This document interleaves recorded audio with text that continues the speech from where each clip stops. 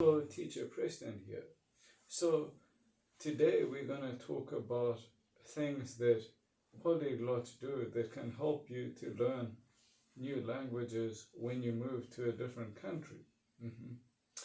So what is the biggest resource, I'd say, in a different country that can help you learn a different language? So I'll just put resources here. Or learning resources, sorry, let me just get that. Rubber, razor,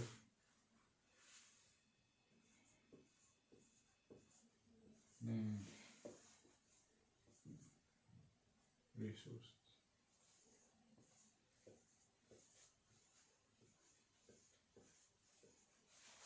So, number one is the people. So the people of a country automatically know their language anyway because they've learned it. So they can be your biggest teachers.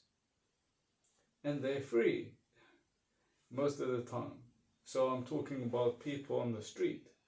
So by just learning enough of a language to get by, come to the country and then make a rule of talking to the people, anybody, people in cafes, people in shops, in customer service, just use the language. So even though you might not know it completely, just use it talking to people. That's what I've been doing now in Turkey, and it's helped, even though my Turkish needs work. Just that interaction of speaking every day really helps a lot. That brings me to the second point,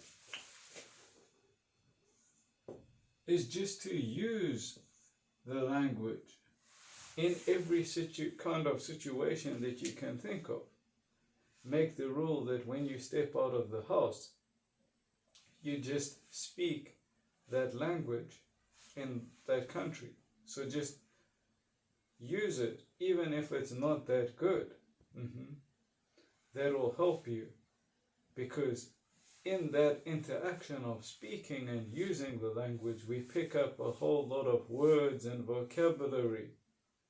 And the people can teach you to speak a language as well. I'm pretty sure if in any country, if you asked people in the service industry, what's this? What do you call that? They will tell you. So, very helpful.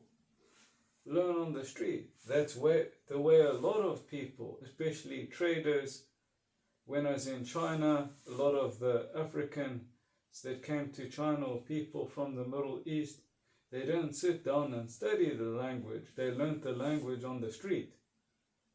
And that's one of the ways you learn. So people, just ask the people, number one. Number two, or I should say, use the language.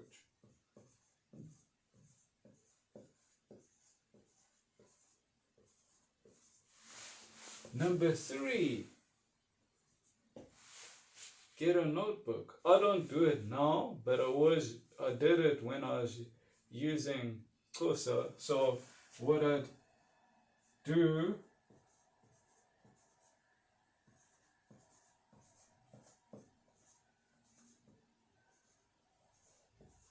sorry for my B, let me just write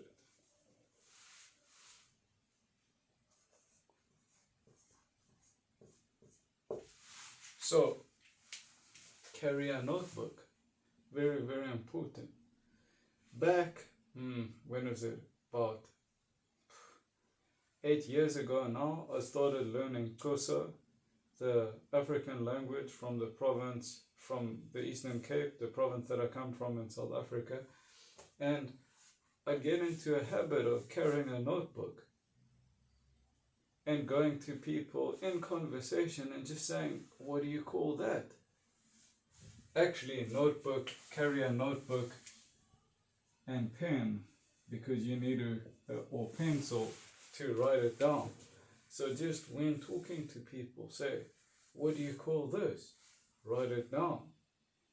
What do you call that? Write it down. Good old school ways of learning. You don't need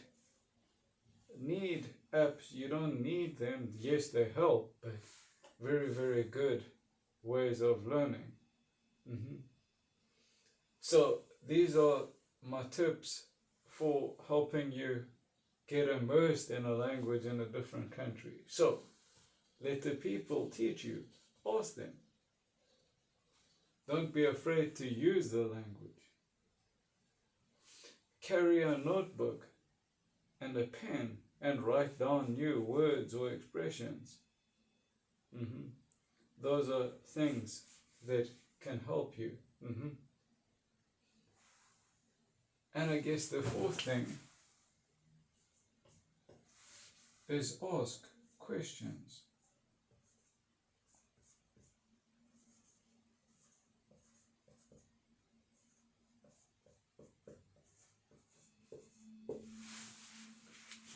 What's this? How much is this? What is this called? What do you call that? Once the people see an interest in you wanting to find out about their language, that opens doors, and they will teach you. They'll take you under their wing and they'll teach you. Very, very important. Don't be scared. I know learning languages can be a very intimidating thing, and people get scared of making mistakes.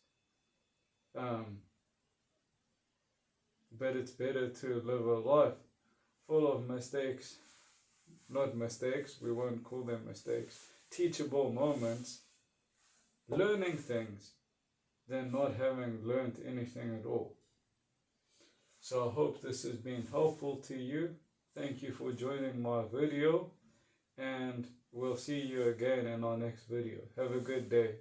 Cheers. Bye.